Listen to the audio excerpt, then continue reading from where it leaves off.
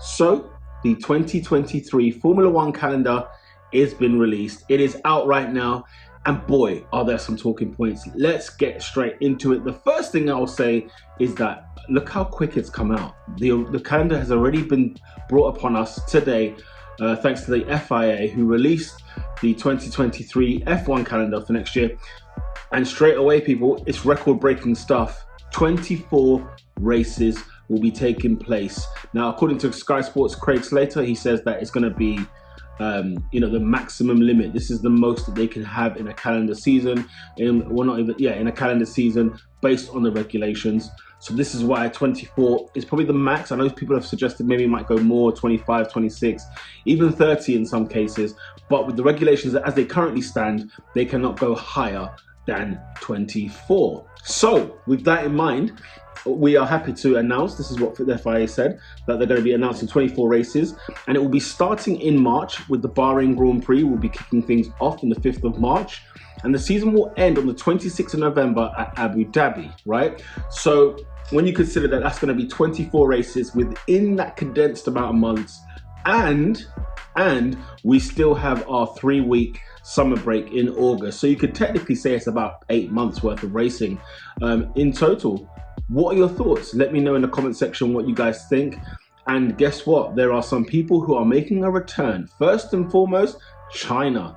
Ladies and gentlemen, we are going back to Shanghai in 2023 for the first time in 3 years, okay? It's been a long time since we've had a race in Shanghai, since we've gone to China for a Chinese Grand Prix, but I must admit, I'm happy to see it back. I have missed that circuit, if I'm honest. I have missed that circuit, and I'm actually glad that we are having that race back on the calendar. As well, of course, we have got Qatar is making a return as well. Remember, it was there last season in the 2021 Formula One season. I think it was 2020 as well. I don't know if they sandwiched one in there, but we haven't had it this year in 2022, but it returns in 2023. So the Qatar Grand Prix, let me know your thoughts in the comment section. What were your thoughts about the Qatar Grand Prix in years past? If you're a MotoGP fan and you watch the Qatar Grand Prix there, let me know your thoughts again in the comment section as well. Formula One is packed, okay? It's filled with a whole host of venues. And of course, ladies and gentlemen, Las Vegas is entering the Formula One calendar next year. And to point out as well, very important to point out, it's actually going to be doing the penultimate race weekend before we get to Abu Dhabi. And also, if I read this carefully on the FIA's website, the race will be taking place on Saturday night, not Sunday. So that's going to be very interesting to see. Let me know your thoughts in the comment section down below. Saturday night racing in Las Vegas. I'm sure it will be an absolute spectacle. Of course, you've got the whole, massive strip down there. You've got the MGM Grand. You've got all the casinos that money can buy. It's called Sin City for a reason. I mean, it's going to look spectacular. Whether the racing will be good, we're yet to see. But yes, we have Las Vegas entered. So that's another American circuit, another circuit that will be added for our people across the pond. Now, do you think this is a good idea in terms of the amount of races we're having? 24 races, the maximum we can have in a calendar season. Do we think this is a good idea? Do we think it's too short? I mean, I would expect the season to finish in December if we're going to be having 24 races and we start in March, right? And it gives you, it gives you January and February to regroup and redo your thing and whatever else. And it don't have to be like deep in December. It can just be like before Christmas, right? But the fact it's going to be done before December, it'll be done in late November, is interesting. It's got me asking questions. I'm not entirely sure what to think, what to make of it. Let me know in the comment section down below. What are your thoughts? Too short, too compact, too condensed? As well, there is an August break, a summer break in the month of August. So a lot is happening in that time. Okay? Places like Monaco, people, have been added to the calendar next year, and they've actually announced that they've signed a 3-year contract.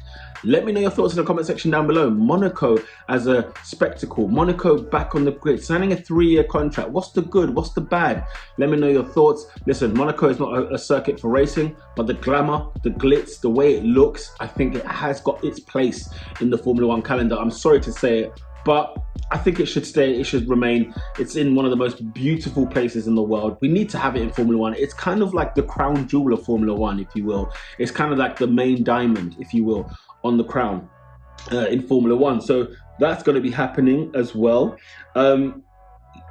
What I find very interesting as well is it's a thing that annoys me.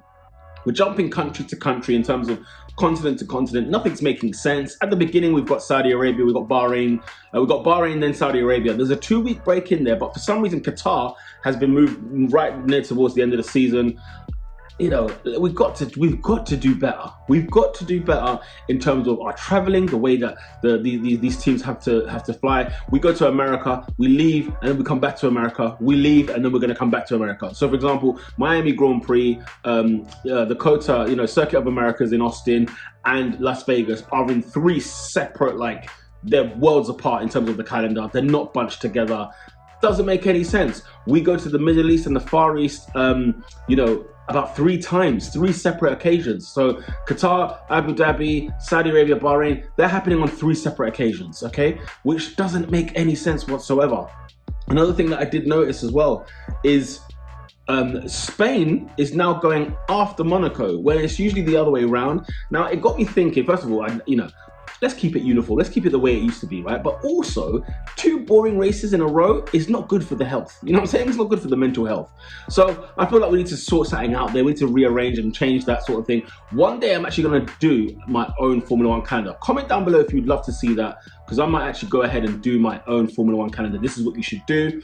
Listen, I know that it's not simple. It's not, I'm making it very easy and making it say, we should do this, we should do that, and it just happens. It doesn't work like that, of course. But logical business. Come on, Formula One. Give me some logic in this situation, right? No Germany.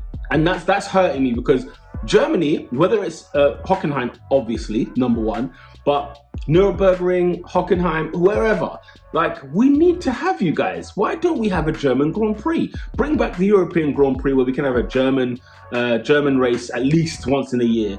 Not having them in there is just, annoying. Less so annoying, no French Grand Prix next season, which is interesting.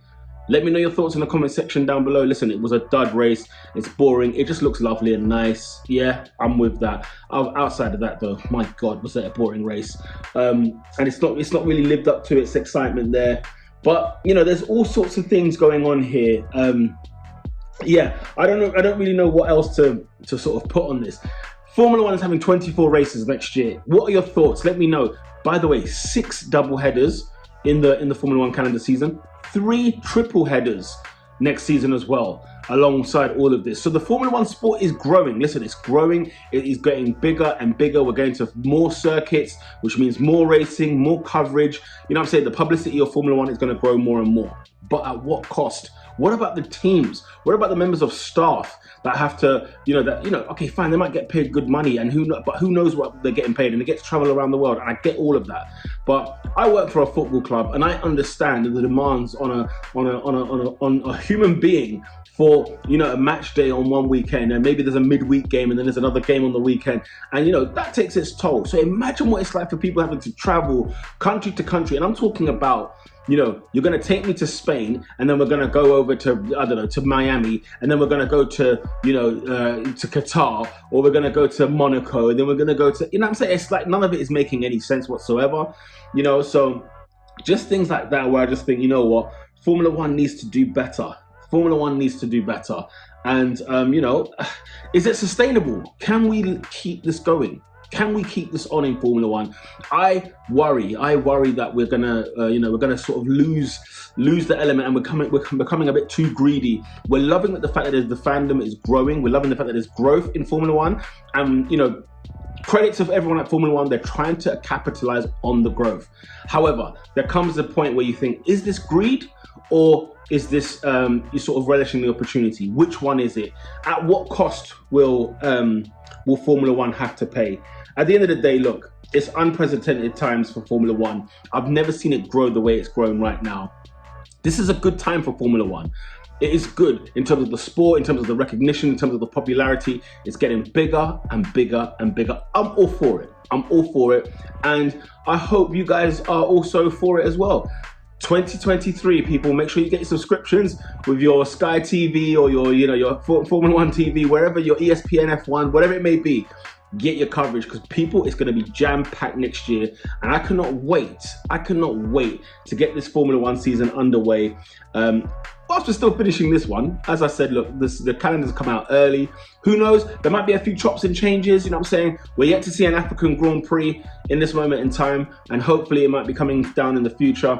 We'll see if South Africa can sort us out.